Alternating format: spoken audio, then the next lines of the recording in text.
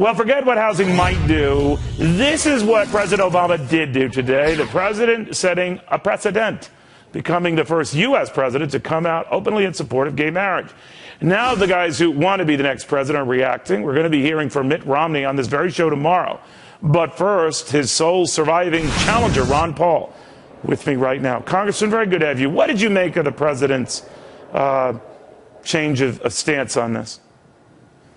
Well, I have no idea, except it's probably politics as usual. I mean, he must think it's worth some votes, so he came out at this particular time.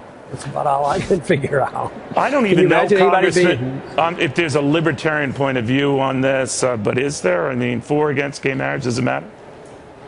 Well, our position is stay out of people's lives. I would like the state to stay out of marriage. I think marriage should be something that you do in a church. Me personally, I would do it in a church, but a voluntary association shouldn't be interfered with by the state. So I'd just assume that the state not issue licenses or define marriage.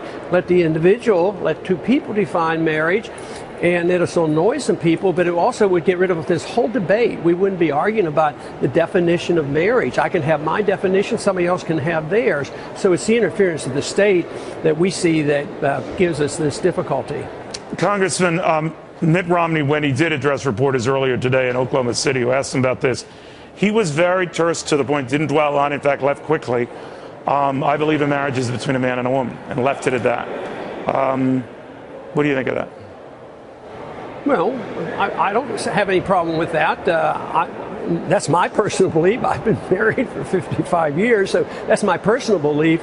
But that doesn't mean I should write laws and force other people to accept my standards. I should set a standard, and maybe people will want to emulate it. But I don't like using laws to mold people's behavior. Not because I don't think their behavior could be improved. It's just I don't believe that's the role of the state. Is not to make people's behavior different. So it's just as offensive to you than when the president goes out and says, I want to change the policy or my view of this between just a man and a woman, could be between a man and a man or a woman and a woman. You don't like it anyway the state declares what's an acceptable marriage? Well, there's some ulterior motives in that. Sometimes it's financial. Sometimes it's telling insurance companies what to do. Right. And sometimes it's, acceptance and these various other things. But you're saying each, that is both candidates, and maybe by extension yourself, but out of these matters, period.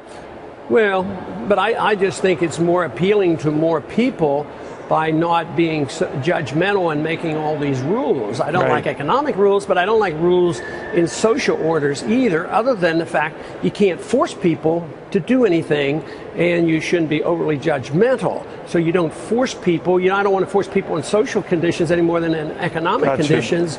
And I think things would be much happier in the world if everybody accepted the rejection of the use of force.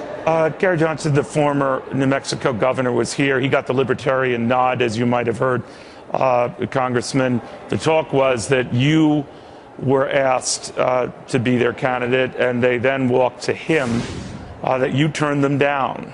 Is that true? No, I never had a request personally made to me. I, vaguely heard people talking about it on the internet, but nobody came to me and asked me to be, because I was in the middle of a race. I'm still, a Republican candidate. I've been elected 12 times as a Republican, so I think that they knew what the answer would probably be. But that you would say no, because your son was with me on Fox News the other day, Congressman, and he said there's no, I'm paraphrasing here, but the gist of it was there's no way you'd be running as an independent party candidate. Is that true?